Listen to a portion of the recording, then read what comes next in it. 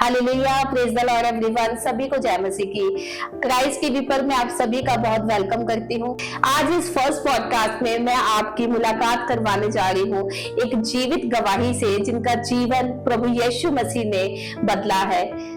Sister जी, आपका बहुत बहुत मैं वेलकम करती हूँ क्राइस्ट टीवी पर कि आप हमारे चैनल पे आए अपनी गवाही को बांटने के लिए। Thank you so much. सबको जय मसीह की। मैं परमेश्वर का धन्यवाद करती हूँ कि परमेश्वर ने आज मुझे इस टीवी चैनल पे अपनी गवाही शेयर करने का मौका दिया है, और मेरा पूरा विश्वास है कि परमेश्वर आप सबों की लाइफ को चेंज करेगा हमारी टेस्टमनी के द्वारा। जी, थैंक यू सो मच।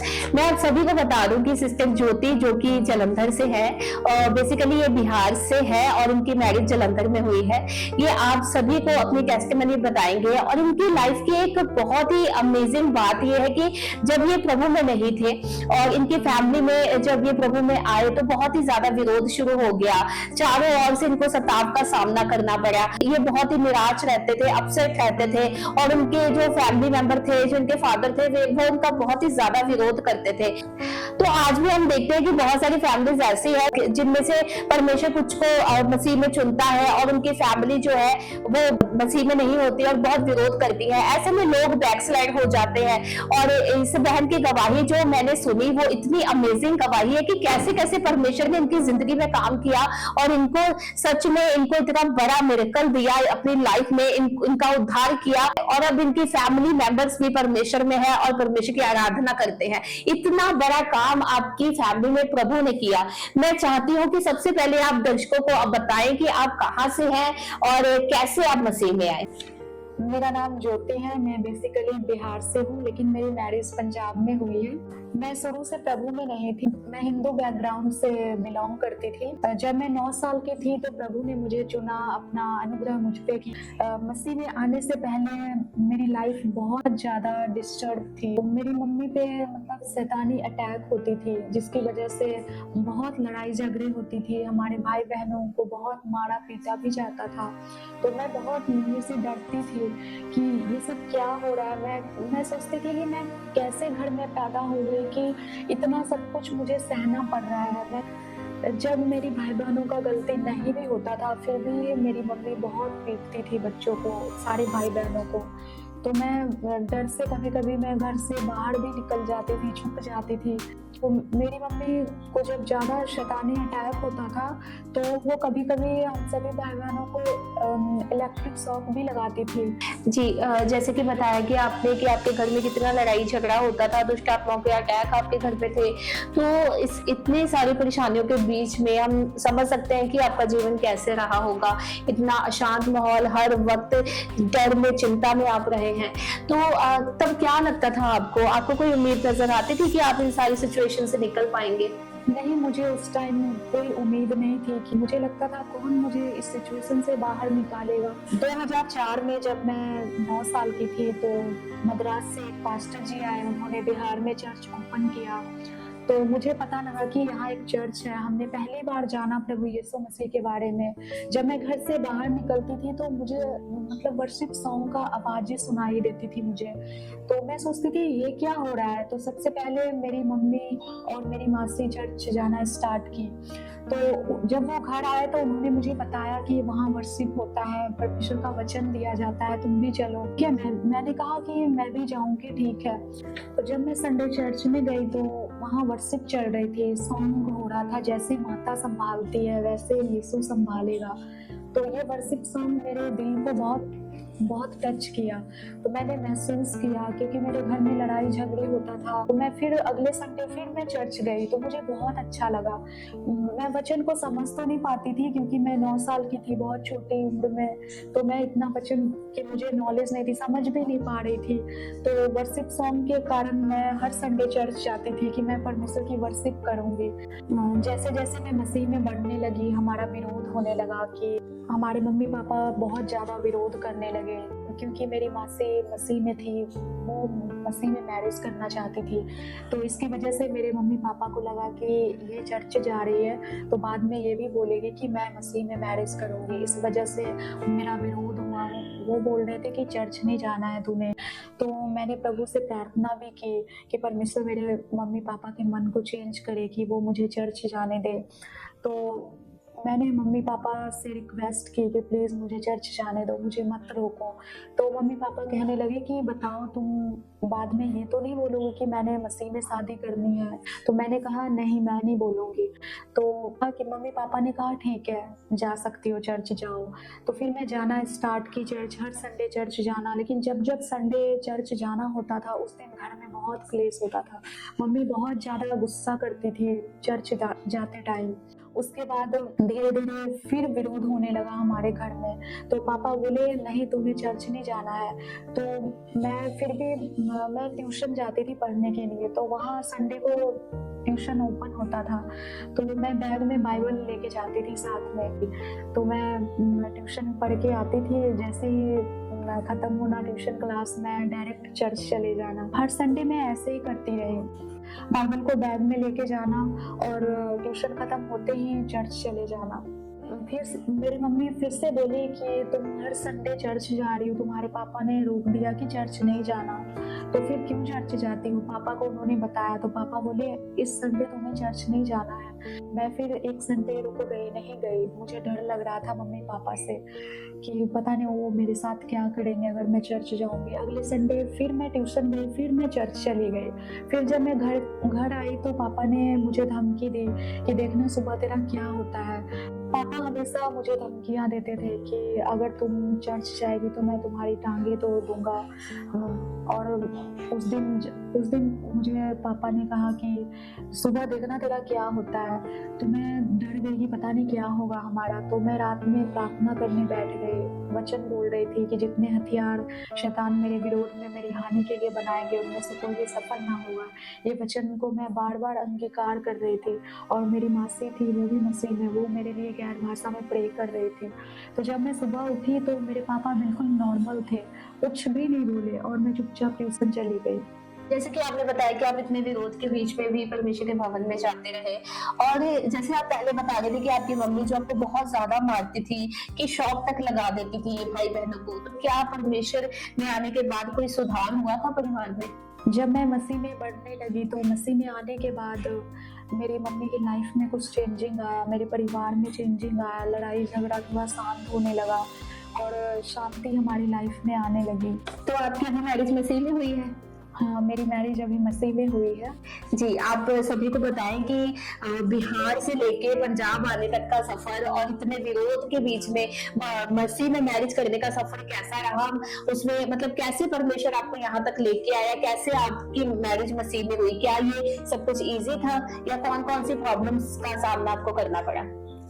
ये सब कुछ इजी तो नहीं था, लेकिन परमेश्वर के अनुग्रह से ये सब हुआ। 2018 में मेरे रिश्तेदार घर पे आए थे, वो अमृतसर के थे।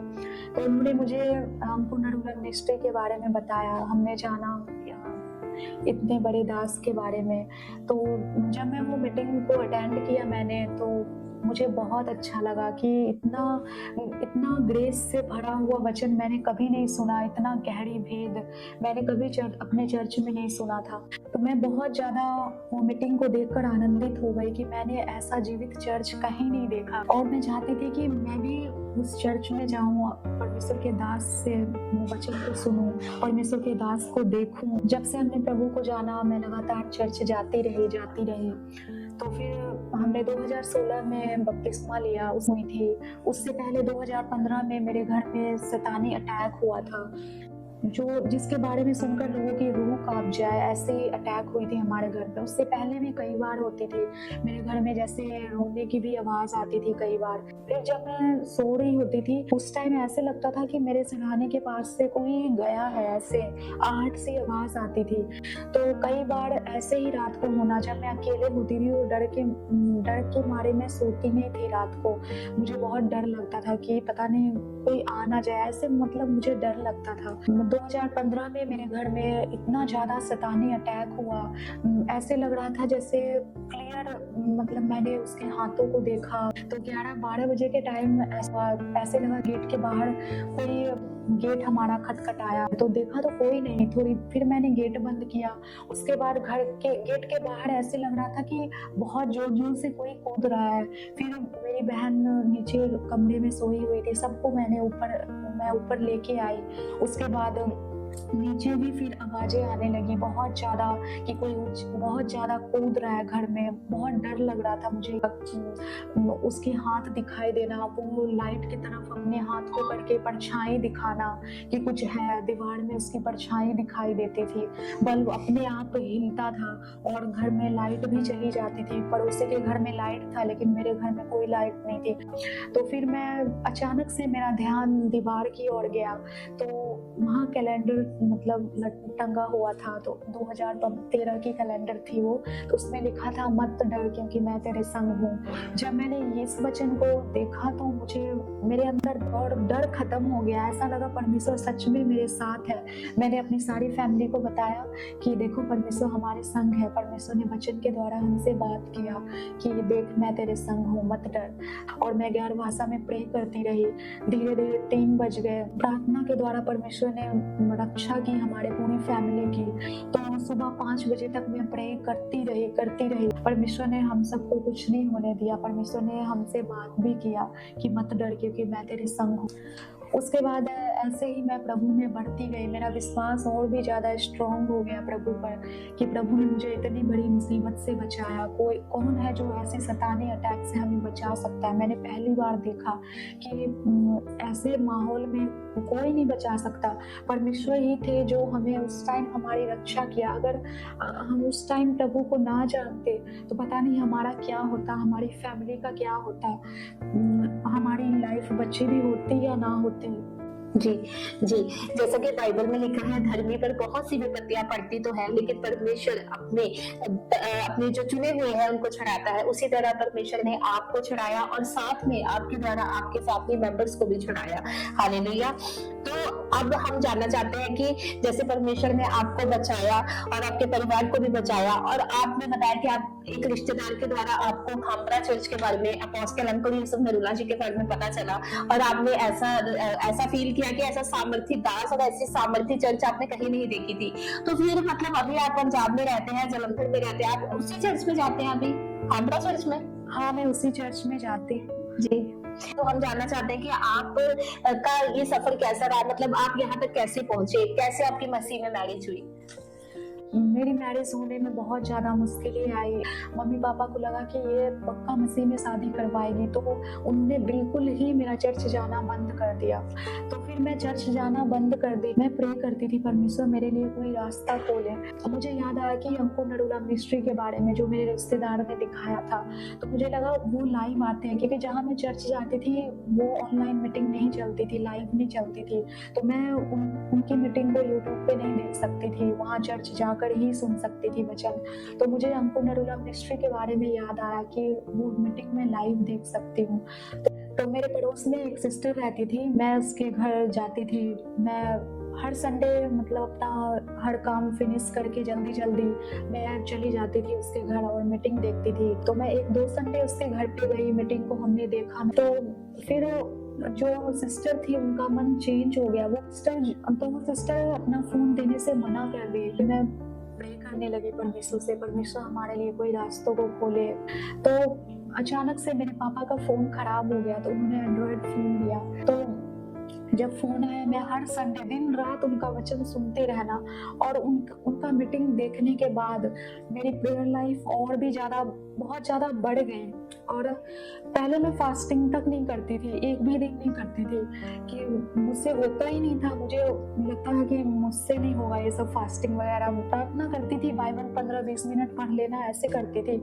जब से मैंने ऑनलाइन मीटिंग देखना शुरू किया तो वो वचन मतलब बहुत ज़्यादा मेरे हृदय को टच करता था। मेरे पापा ने जब फ़ोन लिया तो मैंने वो फ़ोन में लाइव मीटिंग देखना स्टार्ट कर दी। हर दिन रात हमने वचन ही सुनना, वर्शिप सुनना। जो पहले मेरी प्रेयर लाइफ बहुत कम थी, उसको मैंने बढ़ाया, अपने आप ही बढ़ता गया, क्योंकि मैं एक जीवित कलीसिया से जुड़ चुकी थी।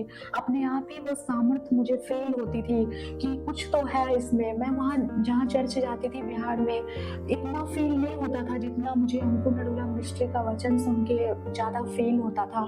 और मैं वचन में, प्रार्थना में, बाइबल रीडिंग में बढ़ती ही गई। पहले मैं 15-20 मिनट बाइबल पढ़ती थी। जब से ये लाइव मीटिंग देखना स्टार्ट किया अंकुर नरुला मिनिस्ट्री की, तब से मैंने 2 घंटे बाइबल पढ़ना स्टार्ट कर दिया। रोज मेरी एक टाइमिंग हो गई थी 12 से 2 बजे तक, रोज 2 घंटे बाइबल पढ़ना रोज। और फास्टिंग भी मेरी बहुत बढ़ गई थी। जी, जैसा कि आपने बताया कि जब आप खामरा चर्च के साथ जुड़े, आप अपोस्टल अंकुर यूसुफ नरूला जी की चर्च के साथ जुड़े, तो आपका आत्मिक जीवन बहुत ही ज्यादा बढ़ गया। तो इसीलिए जीवित चर्च से जुड़ना बहुत ही ज्यादा इंपॉर्टेंट है, क्योंकि जो चर्च होती है हमारे स्पिरिचुअल स्कूल होता है, वहाँ पे हम सीखते हैं, हम बढ़ना सीखते हैं, परमेश्वर के गहरे भेद जाहिर हम पे होते हैं। और बहुत जरूरी है प्रभु के भेदों को जानना, ताकि हम इस धरती पर एक अच्छा जीवन जी कर, जो प्रभु हमसे चाहता है, हम पवित्रताई वाला जीवन जी कर हम स्वर्ग के अधिकारी बन सके। क्योंकि परमेश्वर का वचन कहता है कि तू मतलब ठंडा है, तू गुनगुना है। बिल्कुल हमें परफेक्ट होना है, बिल्कुल परफेक्ट होना है परमेश्वर में। और ऐसा पॉसिबल है कि हम परफेक्ट हो, क्योंकि परमेश्वर कहता है कि जो मुझे सामर्थ्य देता है उससे मैं सब कुछ कर सकता हूँ। अगर प्रभु यीशु मसीह इस धरती पर रह के परफेक्ट होके अपनी कॉलिंग को पूरा करके स्वर्ग राज्य में जा सकते हैं, तो हम भी परमेश्वर की तरह परफेक्ट हो सकते हैं। लेकिन ये होगा कैसे? एक जीवित चर्च के साथ जुड़ के, जिस तरह इस बहन ने बताया। जी, अब हम आपसे जानना चाहते हैं आपकी मैरिज मसीह में कैसे हुई? जब मैं ऑनलाइन मीटिंग देखती थी तो मुझे ऐसा लगता था कि मैं तरसती थी वो मीटिंग देख के कि मैं खामरा चर्च मैं भी एक बार जाके देखूं। मैं सोचती थी ऑनलाइन मीटिंग देख के इतना ज्यादा मैं बढ़ रही हूँ, जो लोग खामरा चर्च में जाते होंगे वो लोग कितनी पवित्रताई में होंगे, मतलब आग से भरे हुए होंगे, उससे बात करें। जब मेरे मैरिज का टाइम आया तो मेरे मम्मी पापा अन्य जातियों में रिश्ता ढूंढना मेरे लिए स्टार्ट किया। तो मैं प्रे करना स्टार्ट कर दी। तो मैं इस वचन से प्रे करती थी। परमेश्वर का वचन कहता है, मैं तुम्हें नया मन दूंगा, मैं तुम्हारे देह में से पत्थर का सा हृदय निकाल कर मांस का हृदय दूंगा। ये वचन को लेकर मैं अपने मम्मी पापा के लिए प्रे करती थी, परमेश्वर मेरे मम्मी पापा के मन को चेंज करे कि वो हमारे मसीह में मैरिज करे। तो इस तरह से मैं प्रे करती रही। उसके बाद मेरे मम्मी पापा जब रिश्ता ढूंढना स्टार्ट किए, जब भी रिश्ता आता था अन्य जातियों में, तो मैं मम्मी के सामने रोने लगती थी कि मैं नहीं करना चाहती अन्य जातियों में। वो कहते थे नहीं, तुझे अन्य जातियों में ही करना पड़ेगा। तो मैं गैर भाषा में प्रे करती थी तो कि परमेश्वर ये रिश्ता कैंसिल हो जाए। मैं रोज उसके लिए प्रे करती थी और वो रिश्ता कैंसिल हो जाता था। उसके बाद मेरे मम्मी पापा कहते थे तू क्या करती है, प्रे कर करके सारे रिश्ते कैंसिल कर देती है। बहुत सारे रिश्ते आए मेरे लिए पर सारे कैंसिल हो जाते थे। तो जैसा कि आपने बताया कि आपका रिश्ता जो मसीह में देखना शुरू हुए और आपको रिश्ता मिल भी नहीं रहा था, तो इस दौरान आपके फैमिली मेंबर्स क्या बोलते थे, आपके रिश्तेदार क्या बोलते थे? क्या कोई उन्होंने ऐसी बात कही थी जो आपका मन ऐसा हुआ कि नहीं अब पता नहीं क्या होगा, कुछ ऐसा वो कहते थे? मेरे मम्मी पापा और सारे रिश्तेदार भी कहते थे कि मसीह में तुझे रिश्ता नहीं मिलना। जो पड़ोसी थे वो भी मुझे ताने मारते थे। तो कहते थे कि तुम मसीह में मत करो शादी, तुम अन्य जातियों में ही शादी कर लो, तुम्हें बेस्ट मिलेगा, अच्छा मिलेगा। मसीह में अच्छे नहीं होते, गरीब होते, ऐसे बोल करके मुझे भड़काते थे। मैं कहती थी नहीं, मुझे मसीह में ही शादी करना है, मुझे विश्वास है परमेश्वर के ऊपर, परमेश्वर मुझे बेस्ट रिश्ता देगा। मेरे मम्मी पापा कहते थे हमेशा कि तुम्हें इतना टाइम हो गया, तुम्हें क्यों परमेश्वर अच्छा रिश्ता नहीं दे रहा है। मेरे रिश्तेदार तो बोलते ही थे कि ताने मारते थे, मेरे मम्मी पापा भी ताने मारते थे कि तुम्हें मसीह में रिश्ता मिल नहीं रहा, तुम परमेश्वर को मानती हो, क्यों नहीं परमेश्वर तुमको अच्छा रिश्ता दे रहा है। तो मैंने यही कहा कि परमेश्वर का एक टाइम है, परमेश्वर अपने टाइम पे हमें बेस्ट रिश्ता देगा। तो अपोस्टल अंकुर नरुला जी ने प्रोफेसी की कि तुम सोचते हो कि काश मैं इस जगह पे होती, चिंता मत करो, तुम जल्द ही इस जगह पे खड़े होगे। तो ऐसे तो उसके बाद मुझे लगा कि परमेश्वर ने ये मुझसे बात किया है कि जो मेरी मन की इच्छा थी कि मैं काश उस जगह पे होती, परमेश्वर ने कैसे जाहिर किया उन पे, और ये शायद मेरे लिए ही है। उसके बाद 10-15 दिनों के बाद मेरे लिए रिश्ता आया मसीह में। उसमें से एक लड़के का फोटो था जो मैंने देखा, ऊपर टेंट लगे हुए थे और उन्होंने वॉलंटियर का ड्रेस पहन रखा था, व्हाइट एंड ब्लैक। तो मुझे लगा ये खामड़ा चर्च का है। मैंने अपने रिश्तेदार से पूछा तो उन्होंने कहा कि हाँ ये खामड़ा चर्च का ही है। मैं परमेश्वर का बहुत बहुत हमने थैंक्स किया, धन्यवाद दिया कि परमेश्वर आपने मेरी इच्छा को पूरी किया। क्योंकि जब भी मैं उस मीटिंग को देखती थी मैं हमेशा यही सोचती थी कि मैं भी, मेरी शादी खामड़ा चर्च मतलब जालंधर में हो ताकि मैं भी खामड़ा चर्च में जा सकूं। मेरी हमेशा यही इच्छा होती थी, मैं प्रे भी करती थी इसके लिए। फिर भी मैं परमेश्वर की इच्छा रखती थी कि परमेश्वर मेरी नहीं तेरी मर्जी पूरी हो। मेरी तो इच्छा है कि मेरी शादी जालंधर में हो, पर आपकी मर्जी शायद ना हो, किसी और जगह, किसी और शहर में, किसी और गांव में मेरी मैरिज होना आपकी इच्छा हो। पर मुझे ऐसा ही अपोस्टल अंकुर नरुला जी की तरह अगुआ देना जो ऐसी प्रेच करता हो ताकि मेरी लाइफ चेंज हो जैसे अभी हो रही है। मैं चर्च जाऊं, जीवित कलीसिया से जुड़ सकूं, मैं हर संडे खामड़ा चर्च, मतलब मैं हर संडे चर्च जा सकूं। मुझे ऐसा ही अगुआ देना। लेकिन परमेश्वर की भी शायद यही इच्छा, परमेश्वर की भी यही इच्छा थी कि मेरी मैरिज जालंधर में हो। जी, जैसे कि बाइबल का वचन कहता है, यदि कोई प्यासा हो तो मेरे पास आकर पिए, मैं उसे जीवन का जल दूंगा। परमेश्वर खोजता है जो उनके लिए प्यासे हैं। उसी तरह बहन आप उनके लिए प्यासे थे, परमेश्वर के लिए, उस स्थान के लिए जहाँ पे आपकी उन्नति हो सके। और परमेश्वर ने आपको सच में खामड़ा चर्च से डिवाइन मैरिज के साथ ब्लेस किया। वो पर्सन जो परमेश्वर की सेवा करता है उसके साथ ब्लेस किया। फिर क्या हुआ हम जानना चाहते हैं। उसके बाद जब ये रिश्ता आया तो मैंने देखा, मैंने खामड़ा चर्च के ही लड़के को चूज किया। मेरे परिवार ने कहा तुम जिससे मैरिज करना चाहती हो दोनों में से चुनो। मैंने खामड़ा चर्च के लड़के को ही चुना। फिर मैं परमेश्वर का बहुत धन्यवाद करती हूँ कि परमेश्वर ने मेरे मन की इच्छा को पूरा किया।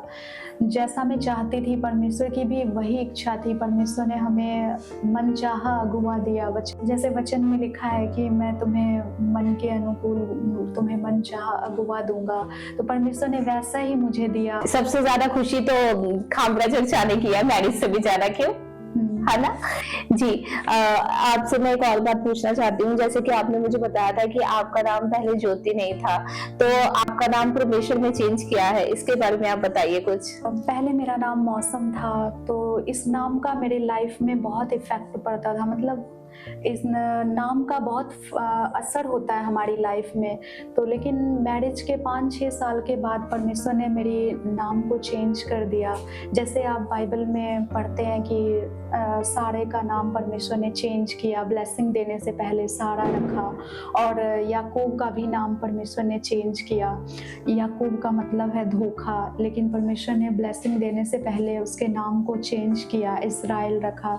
वैसे ही परमेश्वर ने मेरे नाम को चेंज किया, मुझे एक नया नाम दिया, ज्योति। आपकी जो गवाही थी सच में बहुत ही ज्यादा जीवन बदलने वाली गवाही है। बहुत ही कुछ सीखने को मिलेगा। जितने भी लोग हमें देख रहे हैं उनको बहुत कुछ सीखने को मिलेगा, खासकर वो लोग जिनका फैमिली में बहुत ज्यादा विरोध होता है और वो फैमिली प्रेशर के नीचे आके परमेश्वर को छोड़ देते हैं, मसीह में नहीं आते, चर्च जाना छोड़ देते हैं। और वो लोग जो यंग है, अपने लिए मसीह रिश्ता ढूंढ रहे हैं, जिनको बहुत सारी प्रॉब्लम्स आती है, उनको बहुत ज्यादा कुछ सीखने को मिलेगा और वो अपनी प्रेयर लाइफ को भी चेंज करेंगे। जिस तरह आपने बताया कि आप किस तरह से प्रार्थना करते थे कि परमेश्वर ने आपको डिवाइन रिश्ते के साथ ब्लेस किया, तो मैं आपका बहुत थैंक्स करती हूँ कि आपने हमारे चैनल पर अपने टेस्टिमनी को शेयर किया। और साथ में मैं आप सभी जन को बताना चाहती हूँ कि आप में से कोई भी जन अपनी गवाही को हमारे इस चैनल पर क्राइस्ट टीवी पर शेयर करना चाहता है, अपनी लाइफ चेंजिंग टेस्टिमनी को, तो आप नीचे दी गई मेल आईडी पे अपनी मेल कर सकते हैं, आप कमेंट्स भी कर सकते हैं और आप अपनी गवाही को इस चैनल पे शेयर कर सकते हैं। क्योंकि जब आप गवाही देते हैं, एक गवाही के द्वारा लोगों का जीवन चेंज होता है। एक गवाही, बाइबल कहती है कि एक गवाही दूसरों के लिए भविष्यवाणी होती है, दूसरों के लिए प्रोफेसी होती है। आपकी गवाही किसी का जीवन बदल सकती है और जब वो किसी का जीवन बदलेगा तो परमेश्वर आपको उसका प्रतिफल देगा। तो आपको अपनी गवाही जरूर देनी है। हमें इस मेल आईडी पे आप मेल कर सकते हैं। आप ये इस गवाही को जो आपने सुनी है उन लोगों के साथ शेयर कीजिए जिनकी लाइफ में फैमिली प्रॉब्लम्स है, जो अभी भी कलेशों के नीचे है अपने परिवार में, जो निराश है, जो चर्च नहीं जाते, बैकस्लाइड हो चुके हैं, अपने गिव अप कर चुके हैं, और वो लोग जो मसीह में रिश्ता देख रहे हैं लेकिन उनको डिले का सामना करना पड़ रहा है, हो सकता है आपके इस गवाही शेयर करने के द्वारा उनका जीवन बदल जाए और वो अपनी ब्लेसिंग को पाए। आमीन। तो इसी तरह बने रहिए क्राइस्ट टीवी के साथ। सबको जय मसीह की।